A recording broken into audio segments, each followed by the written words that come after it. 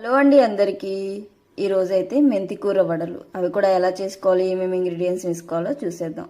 మెంతి కూరని కడిగేసుకొని ఓన్లీ ఆకుల వరకు తీసుకోండి. అందులోకి కారం, ఉల్లిపాయలు, పచ్చిమిర్చి, అల్లం చిన్నులపాయ పేస్ట్, కరివేపాకు ఇవన్నీ కూడా వేసిన తర్వాత ధనియా పౌడర్, గరం మసాలా, ఉప్పు, జీలకర్ర, శనగపిండి కొంచెం ఇవన్నీ వేసేసుకొని ఫస్ట్ అయితే ఈ ఇంగ్రీడియంట్స్ని ఆకులతో పాటు చిటికెడు పసుపు కూడా యాడ్ చేసేసుకొని మొత్తం కలిపేసుకోండి. ఇలా అసలుకి మనకి ఆకుకూర వడలు ఎలా ఉంటాయో సేమ్ అలానే ఉంటాయి అన్నమాట. సో అటుకులు కొంచెం నానబెట్టేసుకున్నాను కడిగేసుకొని.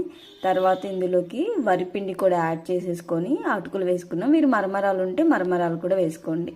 ఇవి వేసిన తర్వాత బాగా ఇలా అవన్నీ కూడా ఈ ఇంగ్రీడియంట్స్తో కలిసేలాగా బాగా కలుపుకోండి. ఇలా వీడియోలో చూపిస్తున్నాను కదా, ఈ విధంగా అయితే కలుపుకోండి. అయ్యా పక్కన పెట్టేసి ఆయిల్ హీట్ అయిన తర్వాత ఇలా చేతిపైనే చిన్న చిన్న వడల్లాగా వేసుకుంటే మరీ అంత మందంగా కాకుండా పల్చగా కాకుండా మీడియంగా ఇలా వేసుకోండి.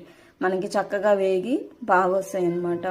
వడలు అయితే చాలా చాలా బాగున్నాయండి. మీరు కూడా ఒకసారి ట్రై చేయండి. మెంతి కూరతో ట్రై చేయని వాళ్ళు ఉంటే కనుక డెఫినెట్గా ట్రై చేయండి. చాలా చాలా బాగున్నాయి. ఇవి చల్లగా అయిన తర్వాత ఇంకా టేస్టీగా ఉన్నాయి. వేడి పైన కంటే కూడా చల్లారిపోయిన తర్వాత టేస్ట్ అయితే చాలా బాగున్నాయి. ఈ విధంగా అన్నిటినీ ఇలా చేతిపైన చేసుకుంటూ ఇలా మనకి ఓవర్గా కాలాల్సిన అవసరం లేదు. మీడియం ఫ్లేమ్లో పెట్టుకొని కాల్చుకోండి. ఎందుకంటే హై ఫ్లేమ్లో పెట్టామనుకోండి ఆయిల్ హీట్ అయి ఉంటుంది కాబట్టి మాడిపోతే లోపల ఉడకనట్టుగా అవుతాయి. అందుకని మీడియంలో పెట్టుకోండి ఆయిల్ హీట్ అయిన తర్వాత. సో ఇలా వచ్చిన తర్వాత ఇలా తీసేసుకోండి.